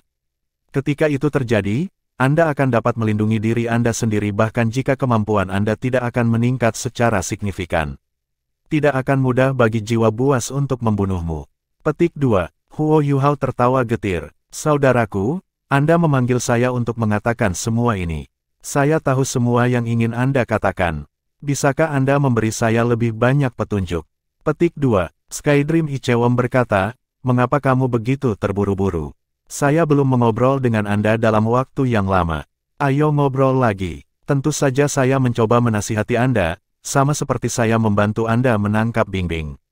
Petik 2. Jangan panggil aku Bingbing. Suara dingin Ice Empress terdengar. Garis cahaya hijau kebiruan melintas dan Ice Jade Empress Scorpion muncul di atas Skydream Ichewom. Dia menepuk kepala, dan dia segera menghilang kembali ke laut spiritual Huo Yuhao. Huo Yuhao terkejut. Ice Empress, kamu sudah bangun juga. Iya nih. Untuk beberapa alasan, Huo Yuhao merasa bahwa permaisuri es terdengar sangat aneh. Tampaknya ada sesuatu yang lain tentang dirinya. Dia terdengar malu. Skydream Ichewom muncul kembali dari bagian lain dari laut spiritual Huo Yuhao, dan dia menjilat lagi. Baiklah, aku tidak akan memanggilmu Bingbing. Kenapa kamu tidak tidur lebih lama? Saya bisa memberitahu Yuhao segalanya. Petik 2. Permaisuri es dengan dingin menjawab, kamu penuh omong kosong. Anda berbicara selama setengah hari tanpa sampai ke topik utama. Yuhao, kekuatan jiwamu sudah menemui jalan buntu. Anda perlu mendapatkan cincin jiwa baru untuk meningkatkan lebih lanjut. Dalam hal kekuatan spiritual Anda, kami merasa bahwa Anda dapat mempertimbangkan untuk menemukan spesies makhluk jiwa yang disebut Ephylea Tyrant. Kamu bisa mencoba menyatu dengan Ephylea Tyrant. Petik 2. Ya, itu. Skydream Ichewom segera menambahkan. Diam. Empress Ice membentak Skydream, dan dia dengan cepat menutup mulutnya. Dia tampak marah, tetapi tidak berani menjawab. Apa yang terjadi dengan kalian berdua? Saya merasa ada sesuatu yang salah. Huo Yuhao penasaran ketika dia melihat Ice Empress, sebelum melihat Skydream Ichewom lagi. Dia bahkan tampaknya tidak tertarik ketika permaisuri es menyebutkan Ephylea Tyrant, yang merupakan jenis binatang buas yang belum pernah dia dengar sebelumnya. Permaisuri es mendengus marah, dan menatap Skydream dengan mata kuning kristal, yang dipenuhi dengan cahaya yang mengancam. Tidak ada. Yuhao, mengapa kamu menebak-nebak secara membabi buta? Bingbing dan saya murni teman. Persahabatan kita murni. Apakah saya benar, Bingbing? Petik 2. Enyahlah. Permaisuri es terdengar agak lemah sekarang, dan rasa malunya terungkap sekali lagi. Baiklah, aku akan enyahlah. Jangan marah, saya akan enyahlah. Saat dia berbicara, dia melintas dan menghilang ke laut spiritual Huo Yuhao. Huo Yuhao segera merasakan cincin di jarinya yang dibentuk oleh tubuh Skydream Ichewom yang sebenarnya bergerak dengan lembut. Dia tidak tergerak saat bertanya, Permaisuri es, apa itu Ephylea Tyrant? Permaisuri es tampaknya kembali ke dirinya yang dulu setelah Skydream Ichewom pergi, dan dia berkata, Ephylea Tyrants adalah makhluk jiwa yang sangat kuat. Kemampuan mereka sangat berbeda tergantung pada kultivasi mereka. Mereka awalnya tidak ada di benua Douluo, mereka adalah penduduk asli dari benua matahari bulan. Beberapa ribu tahun yang lalu, Ephylea Tyrant terkuat, yang dikenal sebagai Ephylea Tyrant King, pernah memasuki Great Stardow Forest. Pada saat itu, Skydream juga berada di hutan Great Stardow. Petik 2. Setelah melirik tempat Skydream Ichewom menghilang, Permaisuri es melanjutkan, dia secara pribadi menyaksikan pertengkaran besar antara Ephylea Tyrant King dan Beast God Ditian, yang merupakan salah satu dari 10 binatang buas besar. Ephylea Tyrant King memang sangat kuat. Bahkan melawan dewa binatang, dia masih memiliki peluang untuk menang. Kultivasi The Beast God adalah sekitar 820.000 tahun, dan dia telah mengatasi hambatan tambahan dibandingkan dengan Ephylea Tyrant King. Kedua binatang itu bertarung selama 3 hari 3 malam sebelum Dewa Beast berhasil mengalahkan Ephylea Tyrant King karena budidaya yang unggul. Pada saat itu, Ephylea Tyrant King mencoba membunuh Skydream sebelum dia pergi. Namun, suara keberadaan misterius tiba-tiba terdengar, dan membuatnya takut. Petik 2. Huo Yuhao tertegun ketika dia bertanya, keberadaan misterius. Eksistensi misterius apa yang ada di hutan Great Stardow? Petik 2. The Ice Empress menjawab, aku juga tidak terlalu yakin. Skydream hanya tahu kira-kira. The Beast God Ditian setara dengan Ultimate Douluo yang paling menonjol, tetapi tampaknya ada keberadaan yang lebih kuat di Great Stardow Forest yang tertidur. Mungkin seperti Penatua Yi, setengah jalan ke ranah dewa. Sudah tidur selama ini, dan mungkin hanya dewa binatang yang tahu seberapa kuatnya. Petik 2. Iya, saya pernah mendengar Ditian memanggilnya, Tuan. Suara Skydream terdengar sekali lagi, tetapi dia tidak muncul. Huo Yuhao terpana ketika dia bertanya, apakah kalian berdua meminta saya untuk mendapatkan tengkorak Raja Ephylea Tyrant? Bodoh, tentu saja tidak. Jawab Ice Empress. Ephylea Tyrant adalah spesies, tidak hanya Ephylea Tyrant King. Selain itu, Anda bahkan mungkin tidak bisa mendapatkan tengkorak Affiliate Tyrant King. Kemacetan ke-8-nya akan segera tiba. Awalnya, dia ingin merebut Skydream karena kemacetan ke-8 ini. Jika dia tidak bisa melewati hambatan ini dan benar-benar mati, jiwanya berdering tidak akan tetap, meskipun tulang jiwanya akan tetap hidup. Selain itu, Affiliate Tyrant sangat istimewa karena mereka hanya dapat menghasilkan tengkorak, dan tidak ada tulang jiwa lainnya. Petik 2. Huo Yuhao sangat terpengaruh setelah dia mendengar bahwa mereka hanya bisa menghasilkan tengkorak. Secara umum, apakah atau tidak binatang jiwa akan menghasilkan tulang jiwa adalah kebetulan. Semakin tinggi budidaya jiwa roh, semakin besar kemungkinan tulang jiwa muncul darinya. Hanya 100.000 tahun jiwa buas pasti akan menghasilkan tulang jiwa. Di bawah situasi seperti itu, Huo Yuhao menghadapi tugas yang sulit jika dia ingin berburu dan membunuh binatang buas untuk mendapatkan tulang tengkorak. Tengkorak adalah yang paling langka di antara 6 jenis tulang jiwa. Inilah sebabnya mengapa itu adalah keberuntungan jika dia ingin mendapatkan tengkorak. Dalam sebagian besar lelang skala besar di berbagai kekaisaran, tengkorak akan memerintahkan harga astronomi, dan seseorang akan segera membelinya. Itu lebih sulit daripada mata uang yang paling sulit. Namun, kemungkinan mendapatkan tengkorak akan sangat meningkat jika ada spesies binatang buas yang pasti bisa menghasilkan tengkorak. Selain itu, hampir 100% kemungkinannya jika Huo Yuhao berhasil berburu binatang buas yang berumur 100.000 tahun dari spesies ini. Huo Yuhao cerdas. Dia mengerti apa yang dimaksudkan oleh Permaisuri Es dan Skydream dan berkata, dalam hal ini, kalian berdua menyarankan agar aku menemukan Affiliate Tyrant dan membunuhnya untuk mendapatkan tulang jiwa, karena Affiliate Tyrant King kemungkinan besar meninggal setelah gagal untuk menyeberangi kemacetannya, atau mencoba untuk melintasi kemacetannya dan tidak akan mengganggu saya. Jika saya beruntung, saya mungkin akan menemukan tulang jiwa yang ditinggalkannya bersama bangkainya. Apakah saya benar? Kamu tidak terlalu bodoh, jawab Ice Empress dengan tenang. Huo Yuhao tertawa getir. Namun, masalahnya adalah bahwa Affiliate Tyrant tidak akan lemah bahkan jika Affiliate Tyrant King tidak ada. Aku tidak mengerti seperti apa mereka, karena aku tidak belajar tentang mereka di akademi. Petik 2. Aku bisa memberitahumu karakteristik mereka. Affiliate Tyrants hidup berkelompok, dan mereka hanya hidup di lingkungan terpanas dan paling lembab. Karena mereka berasal dari Kekaisaran Sun Moon, mereka harus memiliki habitat milik mereka. Saya tidak berpikir akan sulit untuk menemukan di mana habitat mereka. Adapun kemampuan mereka, mereka dapat menyebabkan semua jenis gangguan spiritual dan kebingungan bagi makhluk hidup selain dari kemampuan ofensif utama mereka, Affiliate Rai. Kecuali itu adalah Affiliate Tyrant King itu sendiri, Affiliate Tyrant tidak akan membingungkan Anda. Tapi kamu harus bekerja untuk tulang jiwa. Selain itu, minta beberapa orang kuat dari akademi Anda untuk mengikuti Anda setelah masalah ini selesai. Bukankah ada beberapa individu kuat di akademi Anda?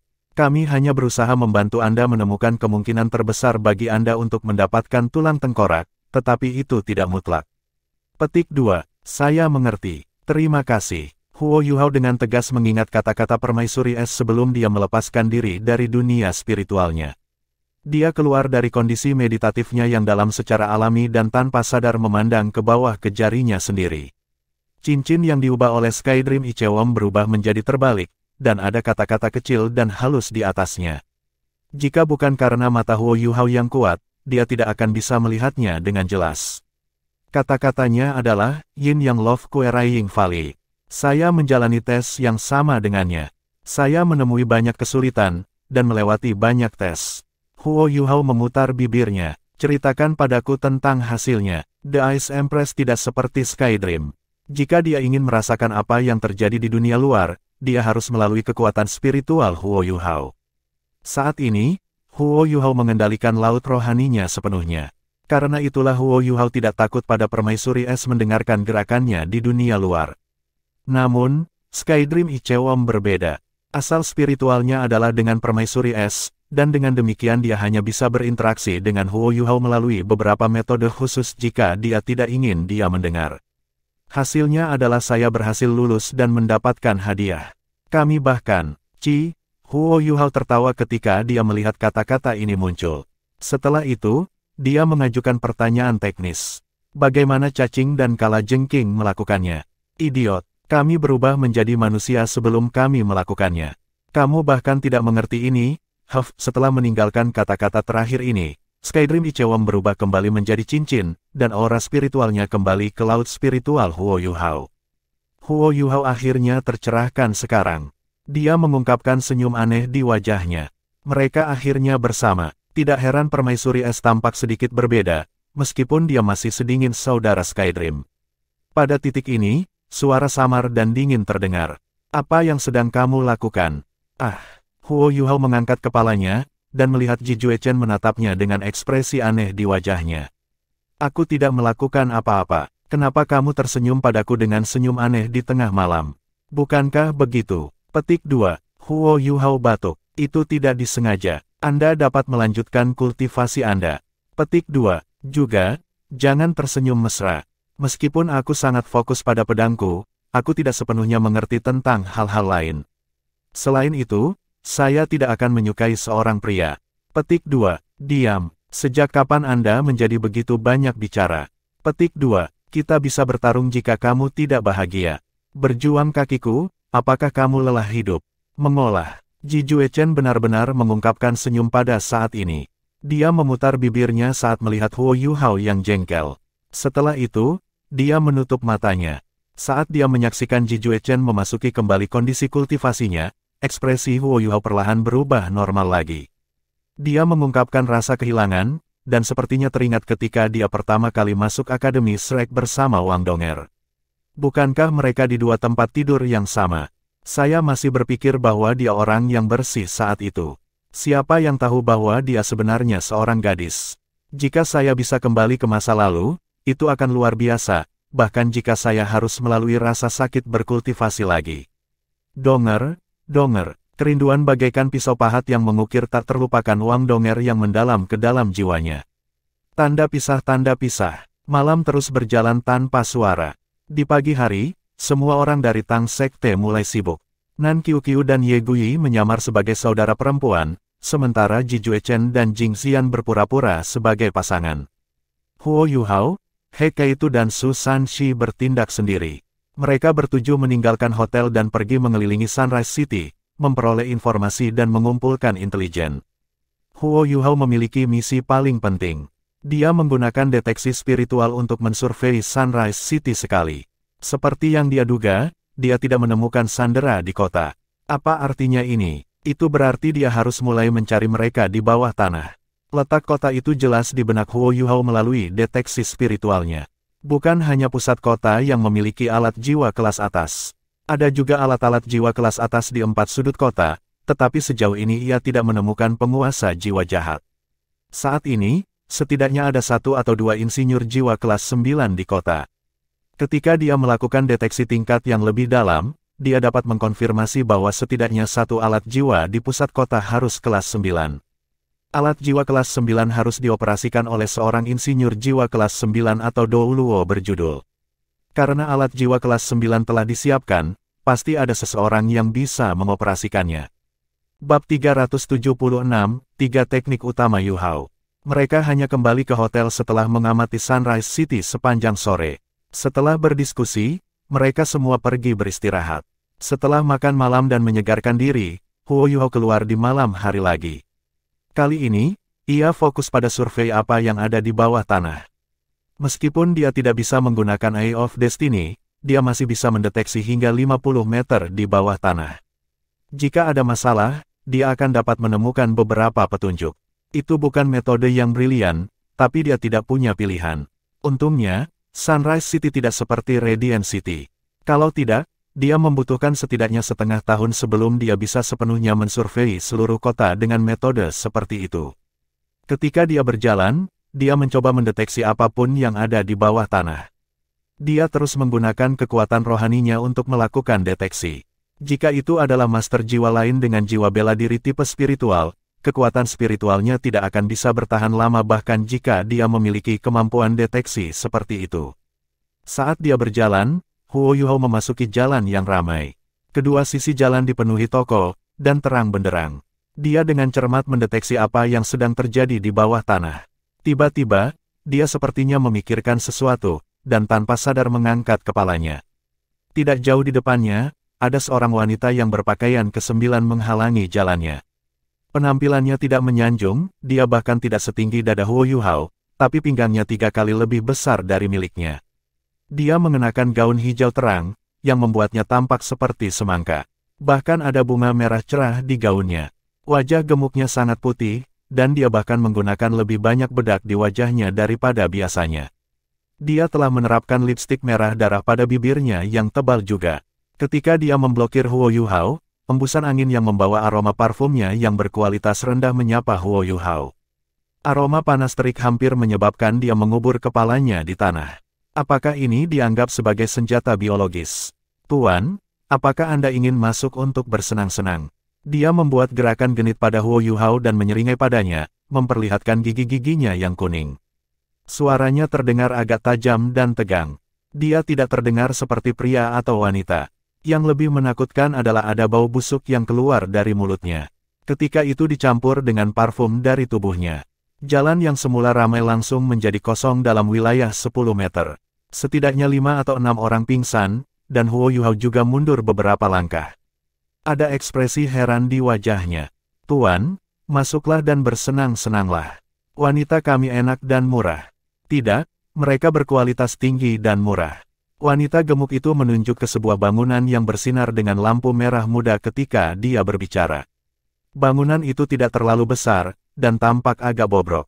Lampu merah muda membuat tempat itu tampak teduh, sementara dinding yang bernoda membuatnya tampak seperti tempat yang murah. Baiklah, memimpin jalan. Huo Yuhao menutupi hidungnya dan perlahan berhenti tampak begitu terkejut. Oh ya, Tuan. Kamu memiliki selera yang bagus. Ketika wanita gemuk itu mendengar bahwa Huo Yuhao ingin masuk, dia senang, dan menariknya. Namun, dia menghindarinya. Jangan sentuh aku, teriak Huo Yuhao. Baiklah, baiklah. Pak, ikuti saya. Ketika dia berbicara, dia sudah berjalan menuju gedung. Saat dia berjalan, dia bahkan kadang-kadang kembali ke Huo Yuhao dan berkata, Tuan, Anda memiliki selera yang luar biasa. Anda bisa memanggil saya Ling Ling. Petik 2. Blark, Huo Yuhao tidak tahan lagi, dan muntah sebelum menunjuk wanita gemuk, atau lebih tepatnya, nyonya.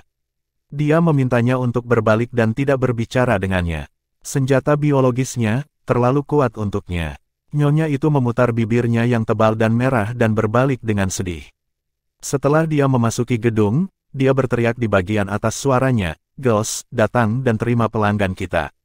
Tiba-tiba, sekelompok wanita dengan riasan tebal mulai muncul dari berbagai bagian bangunan. Gaun mereka mengikuti gaya Ling Ling, yang sangat mengejutkan. Huo Yuhao berhenti di depan gedung dan tiba-tiba bertanya kepada Nyonya, Anda dipanggil Ling Ling, apakah saya benar? Apakah itu sama dengan Ling, dengan Feng Ling? Petik 2. Setelah mendengar kata-katanya, dia mulai gemetaran. Dia berbalik dan dipenuhi dengan keterkejutan saat dia menatap Huo Yuhao. Kamu. Aku akan datang ke sini untuk bersenang-senang lagi. Setelah selesai berbicara, Huo Yuhao berbalik dan melarikan diri. Dia menggunakan Ghost Shadow membingungkan Trek dan dengan cepat menghilang ke kerumunan tanpa ada yang memperhatikan. Nyonya itu terkejut ketika dia menyaksikan di mana Huo Yuhao menghilang. Ada tatapan rumit yang tak terlukiskan di matanya. Adapun sisa wanita yang muncul, mereka semua berteriak lembut saat mereka mengejar Huo Yuhao. Mereka marah, karena mereka akhirnya memiliki pelanggan, tetapi dia melarikan diri.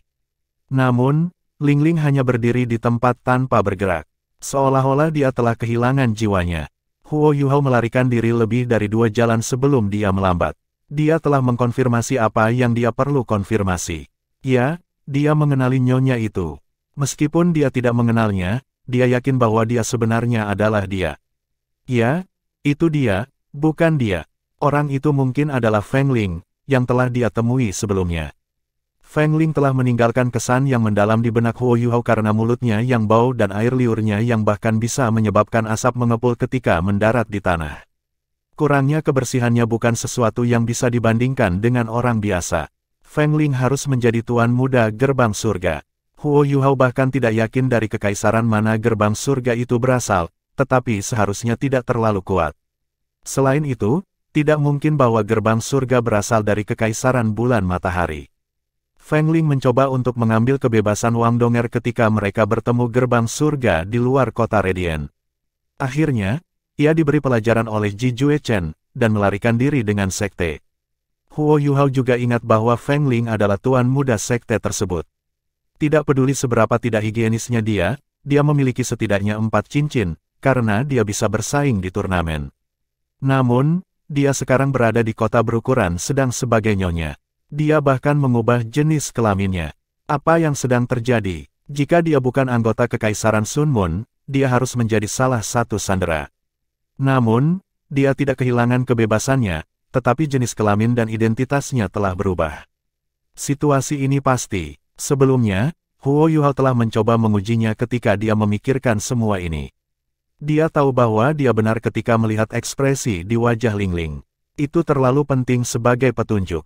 Jika dia mengikuti petunjuk yang datang dari Ling Ling, dia mungkin bisa mengetahui semua yang dia inginkan. Tentu saja, dia mungkin telah mengejutkan pihak lain dengan kata-katanya sebelumnya. Namun, itu tidak terlalu menjadi masalah. Bagaimanapun, Feng Ling tidak tahu siapa dia. Tidak mudah menemukan seseorang seperti dia di Sunrise City. Huo Yuhao berhenti di sudut terpencil, dan cahaya di sekelilingnya mulai berubah. Segera, ia menyamarkan dirinya dengan lingkungan sekitarnya dan menghilang. Alat jiwa pengawasan ketinggian tinggi di langit dapat mendeteksi target visual, tetapi mereka tidak dilengkapi dengan sinar inframerah atau detektor kekuatan jiwa. Teknologi alat jiwa saat ini belum mencapai standar seperti itu. Setelah ia menyamarkan dirinya menggunakan imitasi, Huo Yuhao tidak buru-buru pergi. Dia diam-diam bersembunyi di sudut gelap dan menunggu. Meskipun dia telah pergi, deteksi spiritualnya masih bekerja pada Feng Ling. Feng Ling segera pulih dari keterkejutannya dan kembali ke jalan, di mana ia mulai meminta pelanggan sekali lagi. Namun, citranya terlalu menjijikkan, dan tidak ada yang bisa diyakinkan olehnya. Sangat sulit membayangkan mengapa bos rumah bordil kelas rendah ini membiarkannya membodohi dirinya sendiri. Satu-satunya penjelasan adalah bahwa bos sakit dalam pikiran. Huo Yuhao menggunakan deteksi spiritualnya untuk mengamati Feng Ling dengan cermat. Segera, ia menemukan bahwa undulasi kekuatan jiwa Feng Ling belum menghilang. Ini berarti bahwa dia masih seorang leluhur jiwa berdering 4. Setelah dia mendengar seseorang memanggil namanya, ekspresinya terus berubah dan dia tampak agak gelisah, dan bahkan heran. Ini adalah petunjuk penting bagi Huo Yuhao. Inilah sebabnya dia tidak cemas sama sekali, dan terus menunggu dengan diam. Feng Ling hanya kembali ke rumah bordil murahan ketika sudah larut malam, dan toko-toko di sepanjang jalan sudah tutup untuk bisnis. Dengan segera, lampu merah muda yang menggoda itu padam, dan semuanya tampak diam. Tidak lama kemudian, pintu samping rumah bordil sedikit terbuka, dan sesosok tubuh kekar keluar. Feng Ling tidak lagi mengenakan gaun hijau terang dari sebelumnya. Dia mengenakan gaun yang lebih sederhana, dan mengamati bagian luar rumah bordil sebelum dia menyelinap keluar. Setelah ini, dia dengan cepat berjalan ke arah tertentu. Huo Yuhao juga bergerak pada saat yang sama. Dia diam-diam mengekor Feng Ling, tetapi menjaga jarak beberapa ratus meter darinya. Feng Ling melewati jalan-jalan dan lorong-lorong sebelum berhenti di depan sebuah bangunan runcing setelah berjalan selama 15 menit. Bangunan ini tampak agak usang, dan tidak ada tanda-tanda di atasnya. Pintunya terbuka, dan Feng Ling memasuki gedung dengan mendorong pintu terbuka. Huo Yuhao telah mengawasinya dengan sangat cermat, dan dengan demikian dia bisa dengan jelas merasakan ketakutan Feng Ling ketika dia memasuki gedung. Dia memperluas akal sehatnya dan terus menonton Feng Ling dengan kekuatan rohaninya. Namun, Huo Yuhao dengan cepat menarik kembali kekuatan spiritualnya segera setelah itu. Itu karena dia terkejut mengetahui ada gelombang kuat kekuatan spiritual yang datang dari gedung ini. Sementara gelombang kekuatan spiritual ini tidak menandakan bahwa kekuatan spiritual pihak lain lebih besar daripada kekuatan Huo Yuhao, pihak lain mungkin masih mendeteksi kehadiran Huo Yuhao. Huo Yuhao merangkak ke depan menuju pintu yang tidak terkunci dan mengintip ke dalam gedung melalui celah kecil. Di dalamnya gelap gulita, dan udaranya tampak lebih kotor daripada di luar. Bahkan dengan visi Huo Yuhao, dia tidak bisa melihat apa yang terjadi di dalam dengan jelas. Dia tidak terkejut dengan ini. Sebagai gantinya, dia tersenyum kecil yang membawa sedikit niat dingin. Pada titik ini, dia mendengar teriakan tragis bergema dari dalam. Kedengarannya sangat menyedihkan, tetapi tidak keras. Jika bukan karena fakta bahwa dia ada di pintu, dia tidak akan mendengar teriakan itu. Pada titik ini, ia merasakan bahwa gelombang kuat spiritual yang datang dari dalam telah menarik diri. Dia tidak bisa menyerah pada kesempatan seperti itu. Dia melepaskan deteksi spiritualnya dan mulai mensurvei bagian dalam gedung. Ada aula luas di belakang pintu, yang sekarang gelap gulita. Udara yang tercemar berasal dari beberapa sumber yang tidak diketahui. Untuk tujuan keamanan, Huo Yuhao mengendalikan deteksi spiritualnya untuk mengikuti sisi-sisi ruangan dan mengamati satu putaran sebelum dia memasuki aula lain di belakang melalui pintu terakhir. Jeritan tragis mulai bergema sebelum suara seseorang terdengar. Fatso rendah. Aku akan mencambukmu sampai mati, aku akan mencambukmu sampai mati, hahaha. Terus berteriak lebih keras. Suara histeris, serak, suara sangat mengerikan terdengar. Saat suara ini terdengar, udara sedikit beriak. Deteksi spiritual Huo Yuhao tidak seperti sebelumnya. Dia bisa dengan jelas merasakan seberapa kuat pemilik suara ini. Ini jelas merupakan master jiwa jahat. Itu harus. Dari pengamatannya sebelumnya, bersama dengan bagaimana dia melihat Feng Ling meminta pelanggan di jalanan sebagai seorang nyonya, dia menduga bahwa tindakan mesum semacam ini pasti dilakukan oleh seorang guru jiwa jahat. Apa yang dilihatnya sekarang membuktikan dugaannya. Namun, Tuan Roh Jahat ini yang menyalahgunakan Feng Ling setidaknya memiliki 8 cincin. Huo Yuhao dapat membuat penilaian yang akurat dari undulasi spiritual yang dia lepaskan saat dia kehilangan kendali atas emosinya. Bangunan ini aneh. Sebelumnya, dia telah memindai arah ini menggunakan deteksi spiritual. Namun, dia tidak menemukan apapun. Memang ada anggota gereja Roh Kudus di sini, tetapi jumlah tuan jiwa jahat tidak diketahui. Huo Yuhao memperluas deteksi spiritualnya dengan hati-hati ke arah suara-suara itu. Segera, dia melihat adegan berdarah yang membuatnya mual. Itu adalah aula yang gelap dan melingkar. Ada banyak tubuh yang patah di lantai, dan organ berserakan di mana-mana. Semua darah di lantai sudah mengering dan berubah menjadi hitam keunguan. Feng Ling tergantung di tengah aula ini, dan ada seseorang yang mengenakan jubah hitam di bawahnya. Orang ini melepaskan kabut hitam dari tubuhnya dan memegang cambuk tulang, yang dengannya dia mencambuk Feng Ling tanpa henti. Ada beberapa orang gemuk menggeliat di sudut tidak jauh dari mereka. Mereka tampak sangat suram, dan tampaknya berada di ambang kematian. Niat membunuh Huo Yuhao terguncang saat melihat adegan ini. Tuan Roh Jahat yang tercela ini pasti telah melecehkan dan membunuh banyak orang, jika tidak, tempat ini tidak akan terlihat seperti neraka di bumi. Pada titik ini, deteksi spiritualnya tampak tersentak, seolah-olah itu disetrum oleh listrik. Orang berkulit hitam yang mencambuk Feng Ling berbalik dan meraung marah, siapa? Saat dia berbalik, Huo Yuhao menyadari bahwa itu sebenarnya adalah dia. Wajahnya sangat pucat sampai menakutkan, meskipun jelas bahwa penampilan aslinya cukup baik. Namun, matanya merah, dan ada perasaan menakutkan tentangnya sekarang. Gelombang kekuatan spiritual yang kuat dilepaskan dari tubuhnya, dan 8 jiwanya berdering, 2 kuning, 2 ungu dan 4 hitam, muncul pada saat ini. Bayangan hitam besar muncul di belakangnya, dan tatapannya yang tajam menyebabkan gelombang spiritual di sekitarnya menjadi lebih kuat. Bahkan dengan penanaman spiritual Huo Yuhao, perubahan yang tiba-tiba ini menyebabkan dia menjadi sedikit pusing dan dia dengan cepat menarik kembali kekuatan spiritualnya sebelum segera melarikan diri. Tepat ketika dia meledak, sesosok hitam sudah bergegas keluar dari pintu, dan raungan bernada rendah bergema di udara. Sosok hitam ini tahu persis kemana Huo Yuhao melarikan diri, dan dengan cepat mengejarnya. Sebenarnya, Huo Yuhao sama sekali tidak ceroboh. Dia sangat berhati-hati, tetapi keberuntungan tidak di sisinya. Setelah dia ditemukan dan dikejar, dia menyadari bahwa dia telah bertemu seorang guru roh jahat tipe spiritual. Selain itu, jiwa bela dirinya mirip dengan roh pembalas. Dia sedikit seperti Nana, tetapi dia jauh lebih kuat. Karena ini, jarak antara kekuatan spiritual mereka tidak sebesar yang dia harapkan. Ketika deteksi spiritualnya terlalu dekat, dia segera merasakan sesuatu yang salah, dan menemukan jejaknya. Kemudian, dia mengunci tubuhnya ketika dia mengikuti jejak kekuatan spiritualnya dan mengejarnya. Akibatnya, tiruannya tidak dapat membantunya lolos dari pengejarannya.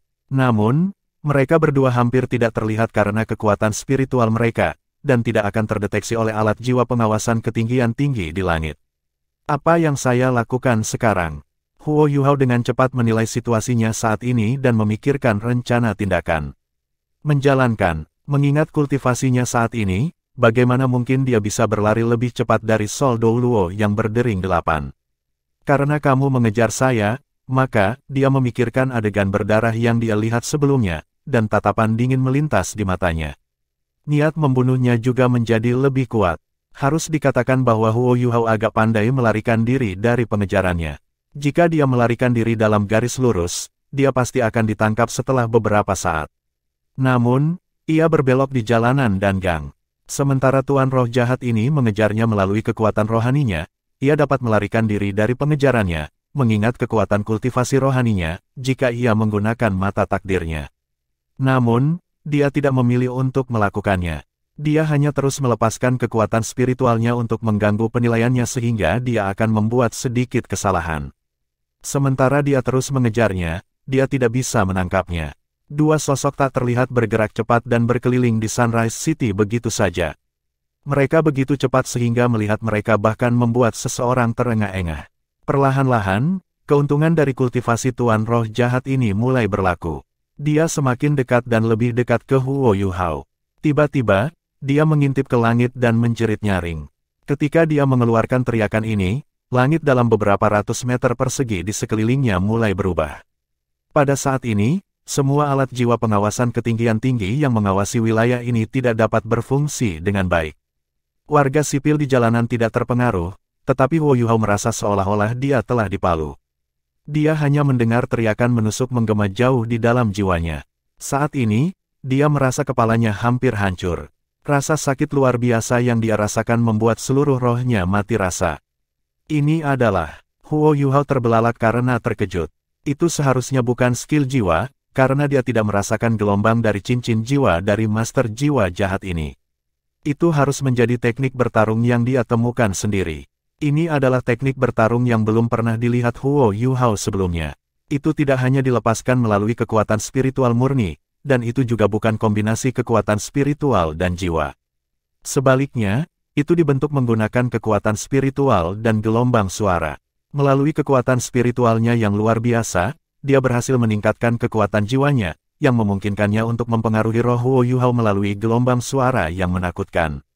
Itu sangat menakutkan. Jika bukan karena kekuatan spiritual Huo Yuhao yang besar yang mendorongnya untuk secara naluriah membela diri, kepalanya akan hancur berantakan sekarang.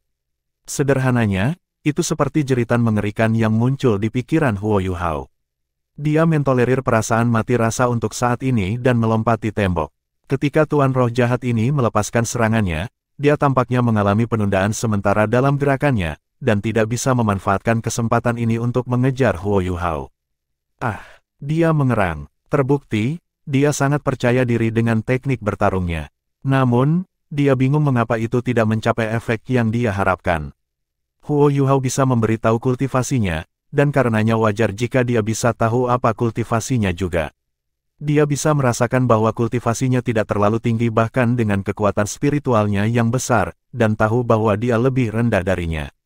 Menurutnya, dia seharusnya menghancurkannya dengan serangan sebelumnya. Bahkan jika dia tidak terbunuh, dia seharusnya terluka parah.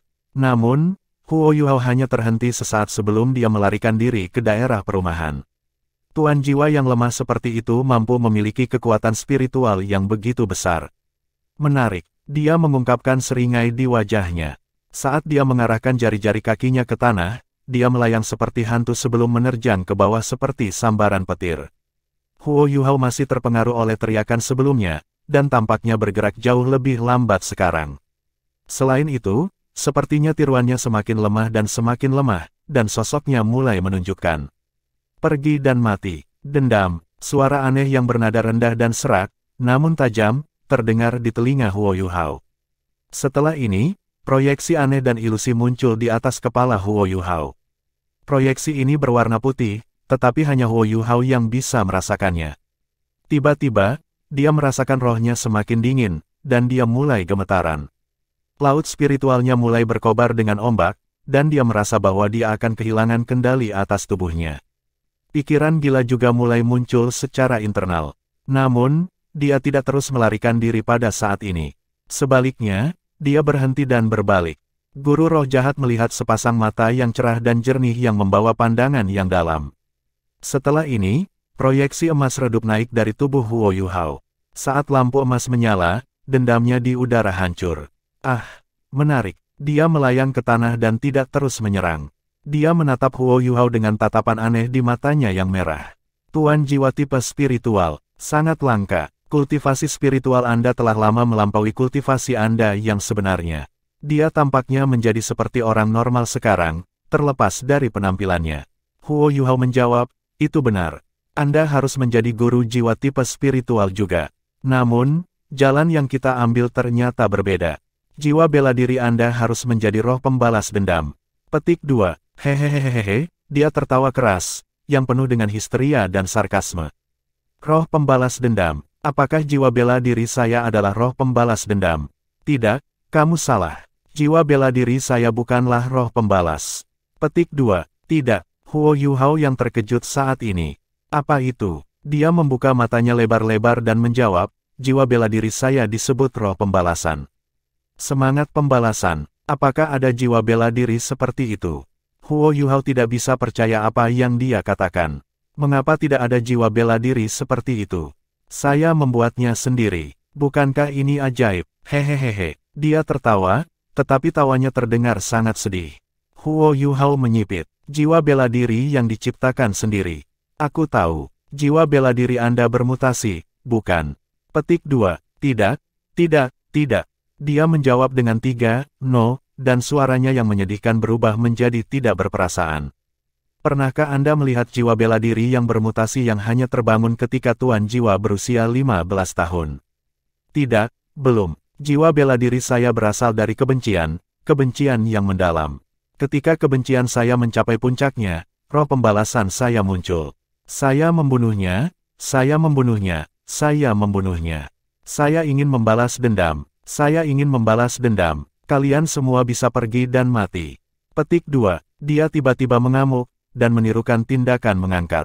Setelah ini, cincin jiwanya yang kedua, ketiga dan kelima menyala pada saat yang sama. Cahaya putih aneh menyebar dari tubuhnya, dan dendam yang tak terhitung jumlahnya muncul di atas Huo Yuhao dan mulai menyebar ke segala arah. Pada titik ini, dia melihat cincin jiwa bersinar. Itu adalah cincin jiwa putih jernih yang melintas dengan warna emas redup. Ketika cahayanya menyebar dari tubuh Huo Yuhao, matanya mulai bersinar terang, dan menjadi berkilau dan tembus cahaya. Cahaya keunguan keemasan yang tampaknya diterangi oleh cahaya bintang yang tak terhitung melintas sebelum menghilang. Ah, kepala tuan roh jahat perempuan itu tiba-tiba mundur, dan dia bahkan terhuyung beberapa langkah. Semangat pembalasan dendam besar yang telah melayang di belakangnya selama ini menghilang sebelum terbentuk kembali. Dendam yang dia lepaskan sebelumnya juga segera hancur. Shock spiritual, itu adalah kejutan spiritual Huo Yuhao di dunia konkret imaterial. Tubuh Huo Yuhao sedikit bergetar. Setelah semua, budidaya tuan roh jahat ini terlalu kuat, jauh lebih unggul dari miliknya. Meskipun Huo Yuhao memiliki keunggulan dalam hal kekuatan rohaninya, pertarungan antara penguasa jiwa tidak hanya melibatkan kekuatan spiritual. Selain itu, dunia rohaninya dipenuhi dengan perasaan jahat yang suram. Sementara shock spiritual Huo Yuhao memukulnya, dia juga menderita serangan balasan. Tentu saja, dia lebih terluka daripada dia. Saat dia melangkah maju dengan kaki kirinya, sorot matanya tiba-tiba berubah lembut. Proyeksi emas muncul di belakangnya sebelum memeluknya dan menyatu dengan tubuhnya. Tatapan Huo Yuhao berubah lembut. Pada saat ini, matanya tidak mencerminkan pandangan tuan roh jahat di depannya. Hanya ada tatapan mengingat di matanya sekarang. Mengingat adalah hal yang sangat ajaib. Saat ini, Huo Yuhao melepaskan Fist of Remembrance miliknya, yang mengandung perasaan zikir yang melonjak. Sebuah tinju dengan warna yang tak terlukiskan, tetapi yang tampaknya bersinar dengan cahaya yang mencakup semua warna, dilepaskan ke arah tuan roh jahat. Pada titik ini, tuan roh jahat masih menderita di bawah pengaruh kejutan spiritual Huo Yuhao. Namun, dia masihlah Sol Douluo, dan itu tidak akan mudah untuk mengekangnya. Sama seperti Fist of Remembrance Huo Yuhao akan menyerangnya, tubuhnya tiba-tiba menghilang seperti hantu. Dia berubah menjadi proyeksi hitam yang tak terhitung jumlahnya yang menyebar. Setiap proyeksi memiliki tampilan yang sama dengannya. Namun, teriakan tajam terdengar pada saat ini. Semua proyeksi hitam berkumpul kembali dan muncul di tempat asalnya. Seolah-olah dia telah dipukul oleh tinju Huo Yuhao. Tubuhnya ditutupi oleh lapisan cahaya mengkilap saat dia menjerit. Matanya dipenuhi dengan rasa tidak percaya. Ini. Huo Yuhao tidak mengatakan apa-apa. Dia mengerahkan kekuatan dengan kaki kiri depannya dan sepertinya dia diangkat. Dia mengangkat tangan kanannya dan mengarahkan jari tengah dan telunjuknya ke depan. Cahaya yang tampaknya mencakup semua warna tiba-tiba melesat ke langit dan berubah menjadi cahaya pedang yang panjangnya lebih dari 10 meter. Ekspresi Huo Yuhao juga berubah. Pandangan lembut di matanya berubah menjadi rasa sakit. Dia mengerutkan bibirnya erat-erat, dan dia tampaknya telah menangis. Pikirannya sepertinya telah pergi ke dunia lain juga. Cahaya pedang agung turun dari langit. Permainan pedang seseorang hanya bisa mencapai puncaknya jika dia menangani hubungannya dengan baik. Kali ini, itu adalah pedang kerinduan Huo Yuhao, pedang yang tidak akan pernah dilupakan. Master jiwa jahat itu linglung saat dia melihat cahaya pedang yang turun. Keadaan pikirannya sudah terpengaruh karena tinju Huo Yuhao sebelumnya. Karena dia juga seorang guru jiwa tipe spiritual, dia juga lebih dipengaruhi daripada lawan lainnya. Semangat pembalasannya bergantung pada kebencian luar biasa. Namun, dia dipaksa untuk mengingat oleh Huo Yuhao. Perasaan bahayanya membangkitkan nalurinya. Dia mengangkat tangannya, dan cincin jiwanya yang ketujuh bersinar. Roh pembalasan besar di belakangnya melayang ke depan dan menyatu dengan tubuhnya. Dia berubah menjadi hantu, tetapi dia tidak menyerang atau menahan serangan Huo Yuhao. Sebaliknya, dia berbalik dan melarikan diri. Dia ingin melarikan diri dari cahaya pedang yang menabraknya. Namun, bagaimana dia bisa melarikan diri dari pedang kerinduan Huo Yuhao setelah dia diserang oleh Fist of Remembrance? Pedang kerinduan Huo Yuhao segera merobek semangat pembalasannya. Dimanapun cahaya pedang ini berlalu, bintik-bintik cahaya terang tertinggal di udara. Seolah-olah air mata kenangan telah tersebar di udara. Spirit of Retribution yang hancur kembali terbentuk. Namun, itu tidak lagi dalam keadaan tubuh sejati jiwa marsial. Melainkan, ia muncul kembali sebagai guru roh jahat. Huo Yuhao harus bangga dengan pedang kerinduannya. Tanpa cincin jiwa keenamnya, ia berhasil memaksa jiwa Dou Luo berdering 8 dari tubuh sejati jiwa martialnya menggunakan keterampilan bertarungnya yang diciptakan sendiri. Ini menunjukkan betapa kuatnya dia. Lebih mengejutkan lagi, mata Tuan Roh Jahat Wanita tidak lagi merah, dan sorot matanya mirip dengan mata Huo Yuhao. Huo Yuhao telah berkultivasi tertutup selama beberapa bulan, dan menggabungkan berbagai kemampuannya.